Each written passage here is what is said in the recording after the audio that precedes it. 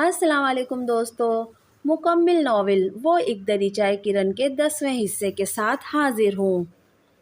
फिर तुमने क्या सोचा है अनस? अनस ने टीवी से नजरें हटाकर अमीना की तरफ देखा। किस बारे में अम्मी?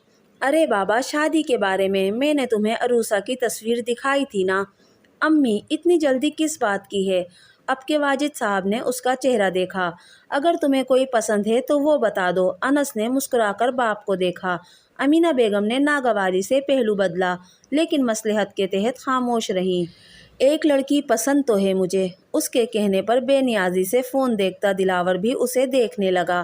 तभी वाजिद साहब कहकर मुस्कुराए।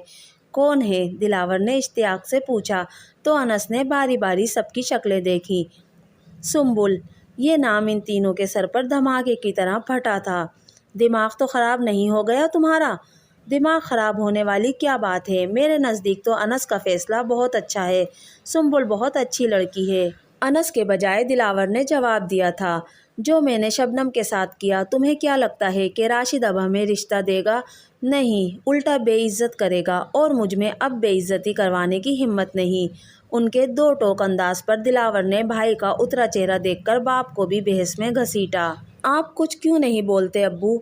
मैं क्या बोलूं? मेरी तो ख्वाहिश थी मेरी दोनों भतीजियां मेरी बहू बनती, लेकिन तुम्हारी और तुम्हारी माँ की हठ धर्मी ने मुझे मेरे भाई के सामने नजरें उठाने के काबिल नहीं छोड़ा। मैं तो अब बात नहीं करूँगा। तुम्हारी माँ ने गलती की थी, इसी को सुधारनी होगी। उन्होंने गेंद अमीना के कोर्ट में डाल दी। अनस ने अफसोस से वाजिद साहब को देखा। इससे पहले वो कोई बात करता घंटी बजी थी। वो कुछ कहे बगैर उठकर बाहर आ गया और गेट पर खड़ी सुम्बुल को देखकर वो हैरान होने के साथ परेशान भी हुआ था, क्योंकि उसका चेहरा कुछ गड़बड़ की तरफ इशारा कर रहा था। अंदर आओ सुम्बुल, अनस ने नरमी से कहकर उसे अंदर आने का रास्ता दिया। वो गेट के अंदर आ गई, लेकिन आगे नहीं बढ़ी। मैं यहाँ बैठने नहीं आई, सिर्फ एक बात क्लियर करने आई हूँ कि मैं आपसे शादी नहीं करना चाहती, और चाहती हूँ आप ये बात दोबारा ना दोहराएं मेरे अम्मी अब्बू के सामने, क्योंकि मैं उनके सामने भी इनकार करूँगी, लेकिन मैं उनकी नज़र में बुरा बनकर उन्हें तकलीफ़ नहीं देना चाहती। वजह पूछ सकता हूँ इस इनकार की? अनस के चेहरे पर फैली संजीदगी मज़ीद गंभीर हो गई थी। वजह क्या आपको नहीं पता? क्या किया था ताई जी और दिलावर भाई ने बाजी के साथ? वो इन बातों को नज़रअंदाज कर चुकी हैं या भूल चुकी हैं, लेकिन मैं बिल्कुल बर्दाश्त नहीं कर सकती कि मुझ पर कोई इल्ज़ाम लगे। कोई क्यों लगाएगा तुम पर इल्ज़ाम? अनस ने उसे समझाना चाहा। आपकी अम्मी, जब आप मेरा नाम लेंगे तो यकीनन उनको अच्छा नहीं लगेगा, और वो कोई बड़ा सा इशू बनाकर मुझे सारे ख़ानदान में बदनाम कर देंगी, और मैं ऐसा बिल्कुल बर्दाश्त नहीं कर सकती। और वैसे भी बाजी के देवर का प्रपोज़ल भी मौजूद है, और मुझे आपकी निस्बत वही बेहतर लग रहा है। कम से कम वो लोग आप लोगों की तरह लालची और धोखेबाज तो नहीं। अनस ने कोई जवाब नहीं दिया था, पर उसके होंठ भिज गए थे। उसे पता था सुम्बुल थोड़ा एतराज़ ज़रूर करेगी, लेकिन यूं उसके जज्बात की नाकदरी करेगी, उसकी मोहब्बत पर किसी और को तरजीह देगी, ये उसे बिल्कुल अंदाज़ा नहीं था। वो चली गई थी, जबकि वो कितनी देर तक हिल नहीं सका। जब वो मुड़ा तो दिलावर को खड़ा देखकर चौंक गया और उसके करीब से तेज़ी से गुजर गया, जबकि दिलावर शदीद पशेमानी के एहसास में गिर गया था। उसकी वजह से उसके अपने कितनी तकलीफ़ में आ गए थे। भड़ास निकालने के बाद रात से सुलगता उसका दिमाग पुरसुकून हो गया था। वो गुनगुनाती हुई घर में दाखिल हुई, लेकिन आगे का मंजर उसे डराने के लिए काफ़ी था। राशिद साहब सोफे पर लेटे थे, जबकि पास बेटी शकीला और शबनम रो रही थीं। वो घबराकर आगे बढ़ी। अब्बू प्लीज़, आप परेशान ना हो। शबनम उनका हाथ थामे उन्हें तसल्ली दे रही थी। इतनी बड़ी बात हो गई शबनम, और तुमने हमसे जिक्र तक नहीं किया। मैं क्या बताती अब्बू, मैं आपको परेशान नहीं करना चाहती थी।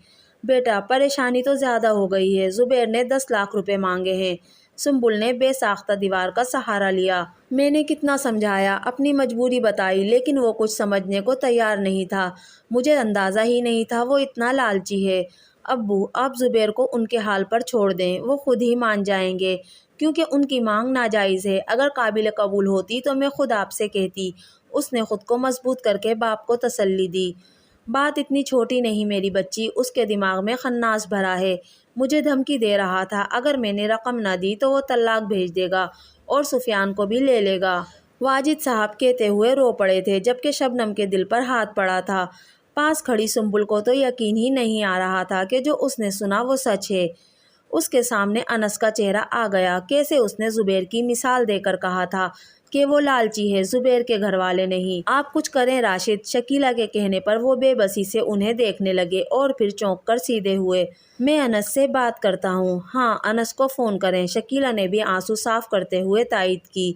तो वो अनस का नंबर मिलाने लगे, लेकिन अगले ही पल मायूस होकर मोबाइल रख दिया। उसका फ़ोन बंद जा रहा है। उनके कहने पर सुम्बुल होंठ चबाने लगी।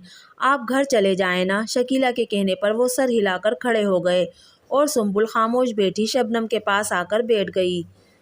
कभी कभी इंसान के बोले बड़े बोल उसके आगे आ जाते हैं, इसीलिए कहते हैं किसी के दुख पर खुशी का इजहार ना करो।